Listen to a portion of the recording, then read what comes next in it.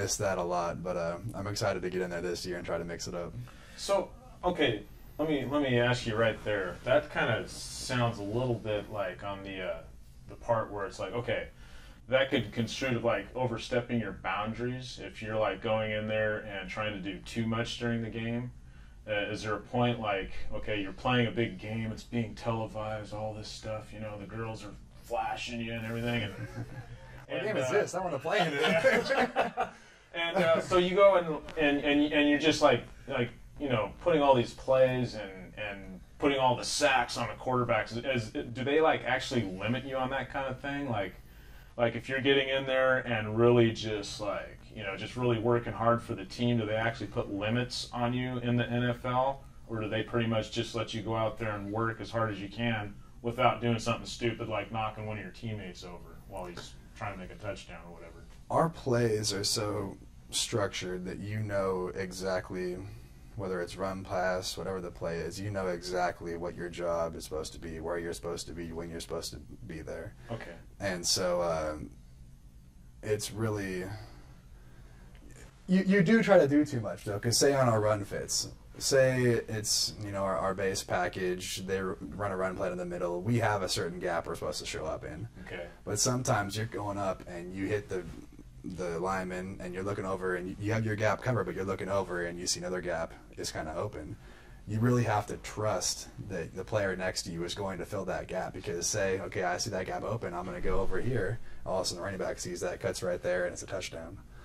So it's a lot of trust goes into the NFL, and how that really determines on how good teams are, because you got to do your job and you got to make sure that they're doing theirs too. Because you know, one thing that I've noticed whenever I watch a good football game, and I think I speak for a lot of people when I say this, and I really don't know, obviously, how things work on the inside of the NFL and college football and all that, but I do know that 9 times out of 10 when I'm watching a college game, and I know you can agree with me on this a little bit, 9 times out of 10 you're going to get a much better game watching-wise, you know, as a fan or whatever, watching a game on TV out of a college football game than you will out of an NFL game most of the time.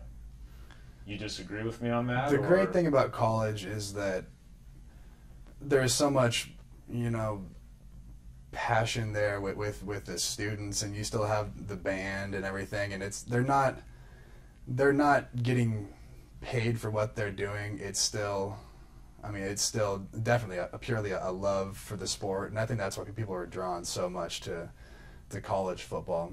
With the NFL, it's definitely a more technical game. It's more physical, and you have better athletes. But in college, it's more, you know, raw, and I think that's what draws people towards that. Yeah, I think what I'm trying to get at really is that the NFL is really a lot more controlled than college in a lot of the play aspects and things like that. Is there some truth to that, or what do you mean by controlled? Well, it just seems like I see a lot of people. I see a lot of players holding back in the NFL.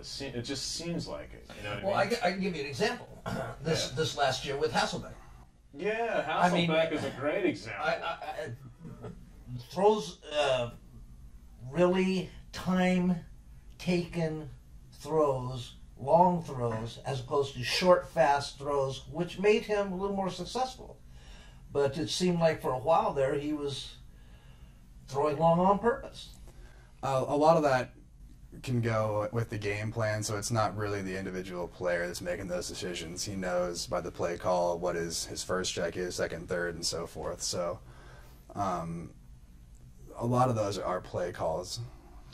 Okay, don't you find it a little bit mysterious, though, that Mr. Hasselbeck all of a sudden comes up with I'm just saying, comes up with this slight concussion and is not able to play the whole last playoff game, and they put in, what's his name, Whitehurst? Is that his name? Charlie.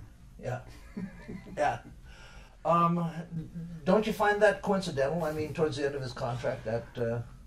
Getting to know Matt when I was back there, as much as it might seem like he might have been holding out, he's a fighter, and I know that he loves the game and loves competing way too much to do something like that.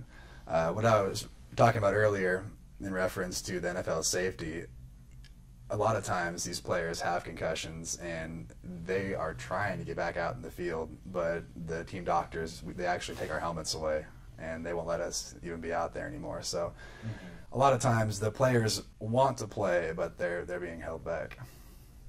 Okay. And with Hasselbeck's situation, I can see why they did. Yeah.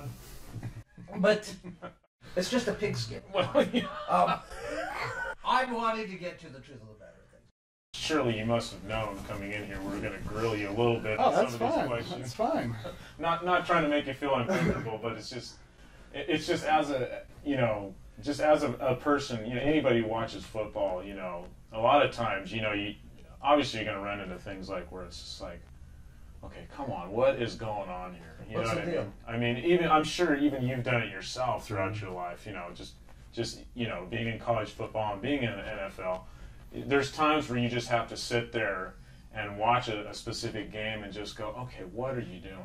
What are you guys doing? What is going on? I mean, haven't you? I mean, definitely. Yeah, It's not just the fans. We're right there with you, but, you know, we're humans. I just want to make it known. I'm not, you know, sitting here trying to grill you, but I can't help but question, you know, the NFL and certain aspects of it, because you do see certain things that just make you go, why are they continuing having this player continuously dropping the ball or not catching the ball? And it's continuous. It's like over and over and over and over. A lot of times with that, it's because of the money they're paying him. They gave him a big salary, and they're trying to get all they can out of him, and so they're really giving him a lot of chances because of how much they've invested in him. I've noticed this year, I don't know if anybody else has noticed this, but I've noticed this year there's been a great amount of players losing their helmets in NFL. I've had that brought up to me before. Has there been a change in the structure of helmets now? Or I know there's ever so slight. I mean, you can look at these two helmets and see the difference between the two. But what I'm getting at is, are they looking into some sort of safety changes?